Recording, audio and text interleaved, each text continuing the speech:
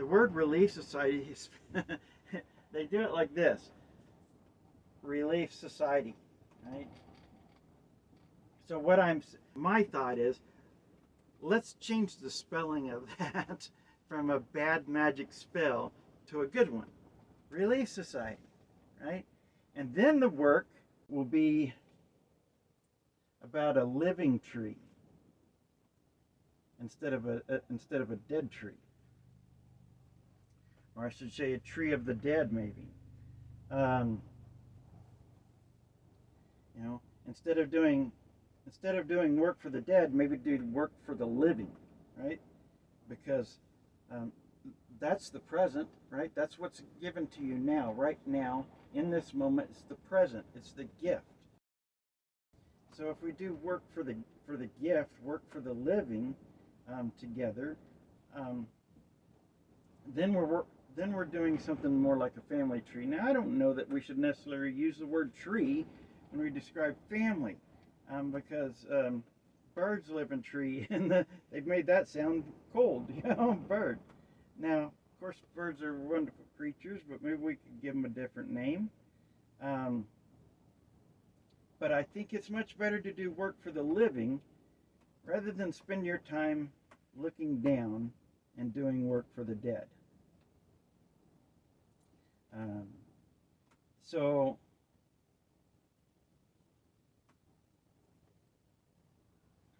somebody in one of my videos said that called me a hater, because because I want you to be able to listen to the words of your mouths, right? When people have gotten you to use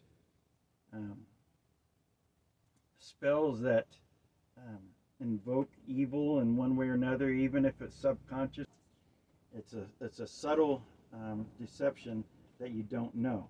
That's why it's called a deception, because you don't know, right? And so if you say words like temple dedication or missionaries, and then someone says to you, hey, those are magic spells, you've been deceived, people will get upset saying, no, I haven't been deceived, I haven't been deceived. You don't know when you're being deceived. That's why it's called being deceived. DC, right? Deceive, deceivers, DC, no see, can't see. Don't be a not see.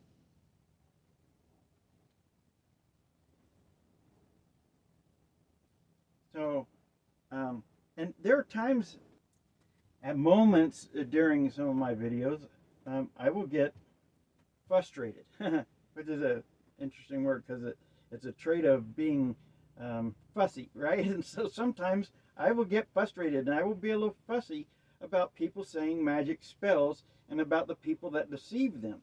But I'm not doing. Somebody said it was anti-Mormon or anti-Christian, and maybe some of my stuff is, but it's not anti-you.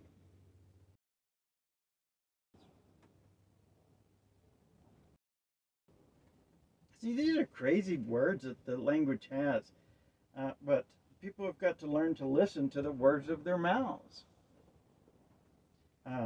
That doesn't mean obey. Listen does not mean obey. Obey is what slaves do. And people that teach you to be obedient to them don't have your best interest at heart.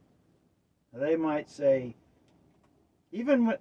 so I know some people, so I know that there are some folks, I know there are some people that deceive people, and that their thought is, well, we're better for them than the alternative. And so it's okay to deceive them for the sake of profits, I guess, So there's a saying, follow the money, Well, and there's a song, follow the prophets. There's a hint there. There's a clue or something, Just you follow the money. Where's the money go? And where did the money come from? Well, it came from the Bureau of Engraving. And where's it going? To a Roman architecture government of religion. People who claim themselves to be gods, but fake gods, gods of authority, a Greek god, of obedience and slavery and abomination. So people abiding the law, waiting for trumpets to sound for some savior, to come what? Out of the clouds with cloudy judgment. That's what's called being deceived. The Roman Egyptian death cult. The Red Sea. Deceivers. And what did deceivers do?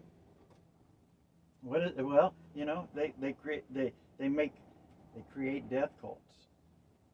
DC. They deceive citizens, and they deceive the congregation, and they divide and conquer with a democratic Congress, in dollars and cents, in debt and credit, in doctrine and covenants and declarations and constitutions. It is written. So the false god of authority, right? So Adam and Eve, they got sick. They got ill. Adam and Eve got sick. Adam and Eve got ill. Adam and Eve ill. Eve ill, eating from the tree of death. Why'd they do that? Because they wanted to, the sin it. They ate from the tree of death, and they created a nation, a damnation, evil. Adam and Eve. And so that tree of death has three branches. Judicial, legislative, and executive. There's always three, because it's trio, right? Three. Like with the presidency of the church, there's three. And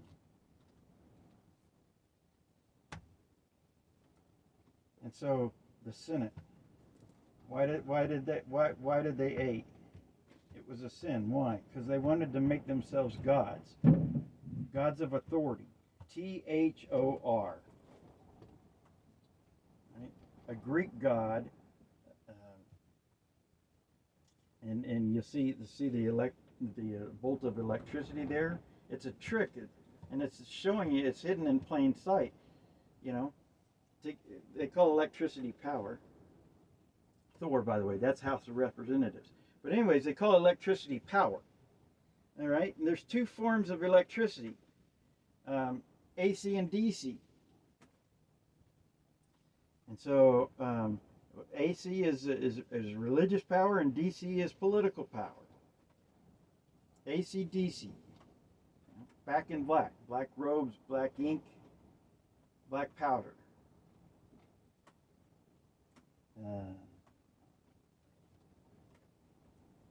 But they wanted to make themselves into gods.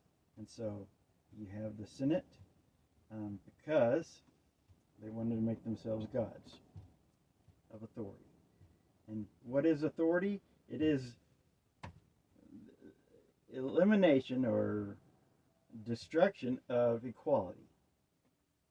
Because if you have to exist under somebody or under something, that's not being equal. That's gone asunder, or whatever the word is. But thunder, right? Thunder and lightning. And so what is the end of the word thunder? It's under. Well, it might be one thing to be under a thunderstorm and getting some rain that provides life, but rain that's rule, That's not cool. I just want to say that I love you, and I'm doing my best to try and show you some things so that maybe someday soon, so that, well, here's the thing. We're a human family. Everybody is a part of the human family. And the idea of saying members and non-members is excluding people, you know. I ask people to think about simple things. What makes sense, does it make sense that that God would write a book and bury it in the ground of gold, so you would be digging for gold, which is a financial treasure, which is the rich blessings of Mammon, or if God wanted you to have a book, wouldn't he just write a book, scribe a book himself? Except for the fact that, the work of scribes burdens the people. Have them carrying around things that look like tombstones, because the law is death.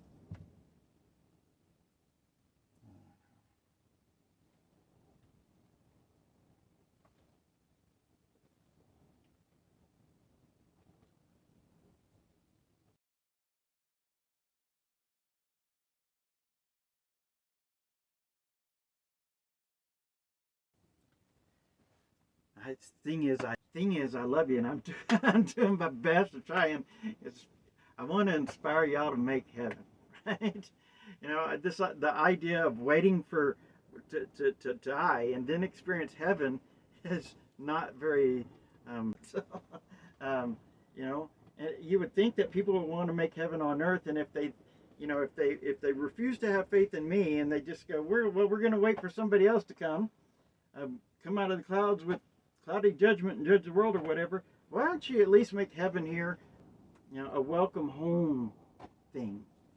Why don't you make earth heaven, that you're all part of the same family, the human family, and why don't you make earth heaven so that it's like a good welcome home for whatever you think is supposed to come out of the clouds. I don't know. That's the whole thing, man. They've gotten everybody to look up. That's why they build tall buildings, tall steeples, put stuff up on a hill, like a Capitol Hill, because they want you to look up and be in fear, right? Be fearful and look up and be fearful, Or they got people like this with their scriptures, looking down. I guess to try and find some kind of relationship with God. Why are you looking down into the paper of a dead tree to find someone living? Now, so I say I'm getting a little more comfortable with the idea of saying that, hi, it's me, God. But I know that there's people that go, oh, he's just crazy. Okay, well, think I'm crazy if you want to. But I at least have the sense to listen to the things that I say, and I'm not here to condemn you and to say that you have to pay for the gift of living, that you have to pay for death, and that you have to pay to be able to have communion of some sort with God. What I'm saying is it's a free gift, and it's here in the present. It's not in the future. That hasn't happened. It doesn't exist. It's not in the past. It's in the gift of the present. And earth, that's supposed to be heaven. People will say it's a celestial body. It's not a body. It's an earth, right? It's a place you live. People always wanting to be part of a different body than their own. That's what happens with governments, right? So government forms a government body, and people say, I want to be part of that body. I want to possess that. I want my spirit to go into the body of that. which is a complete spirit. That's why they summons people at court, because it's all about spiritual warfare. And ward people are people that are Christian soldiers, and a soldier is not life-giving. Their life's ending.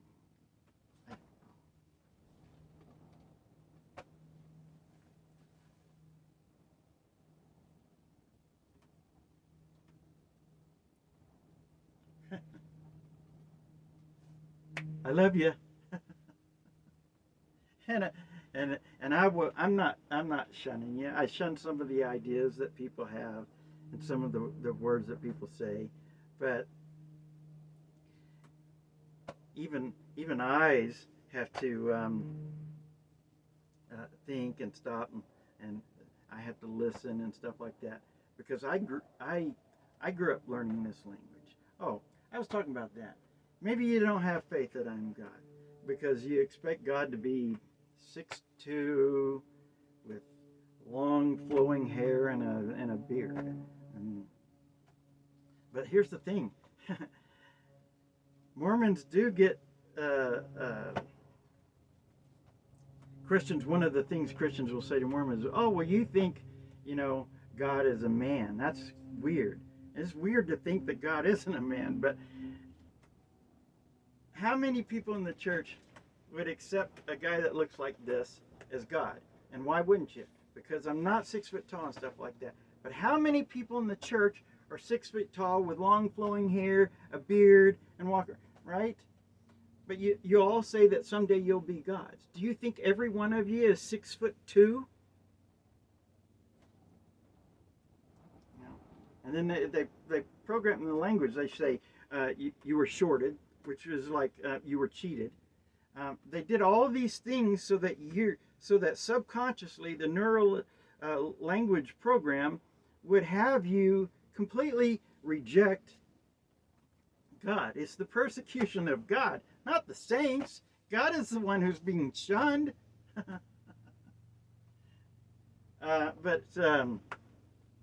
So I mean, that happened. Started. You can read 1 Samuel 8, right?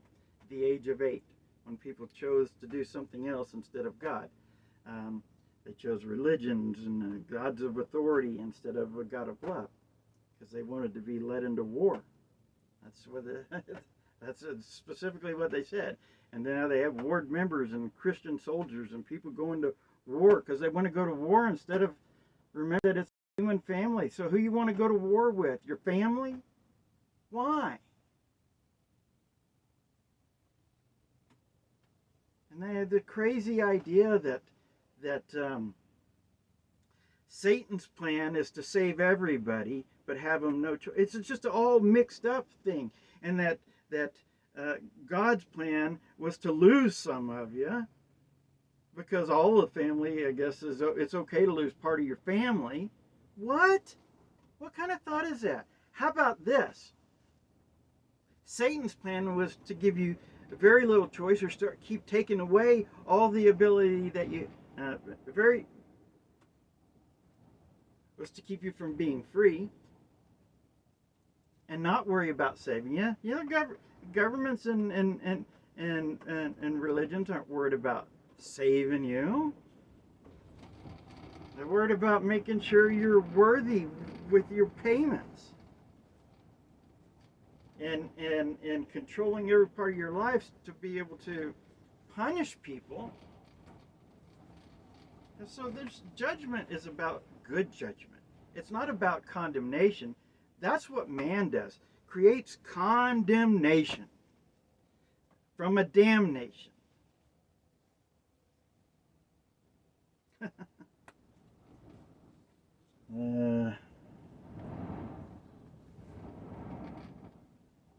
So you would think that it would be easiest for somebody as a member of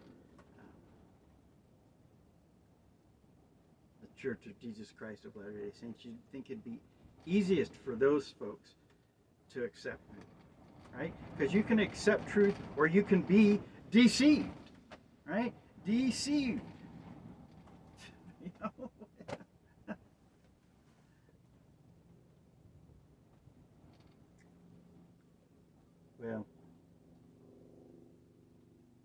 thing is I have so much to say that I never know.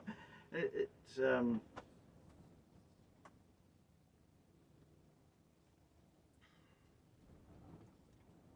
I have so much to say. Maybe I just need to talk to people one at a time. But whenever I don't have time to do one person at a time. Not to convince one person at a time. Maybe via YouTube, yes, but you know, I've been around for a few years this time, you know, and this isn't my second time here. This is my fourth. The truth comes forth. He came, you know.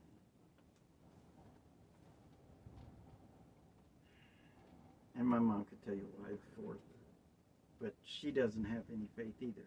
Of course, she didn't 2,000 years ago either, you know. So, anyways, love you. I hope you accept this with love and not condemnation or persecution. Because we're all a human family, and it's good to say, I am amor. You don't have to say I am a Mormon, but it's good to say I am amor. Or maybe you just say I am loving, and I'm loving this video, and I'm loving you, and I'm loving the idea of a human family that lives like we're a human family, instead of this idea of all good stuff happens with death, and death cult religions and death cult governments and death cult money.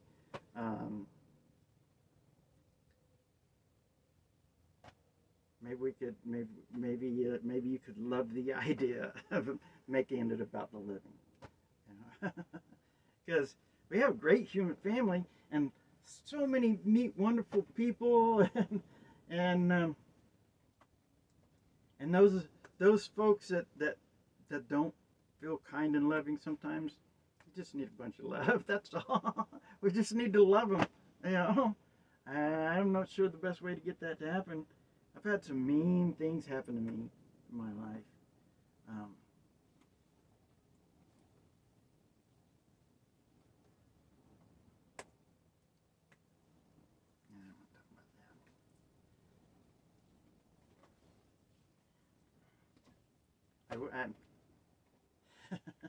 There's times though where I feel like, you know,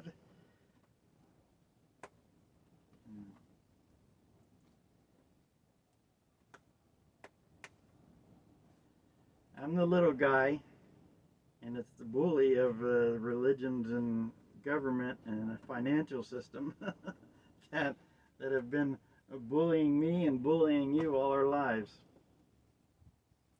Maybe we can get those folks to remember.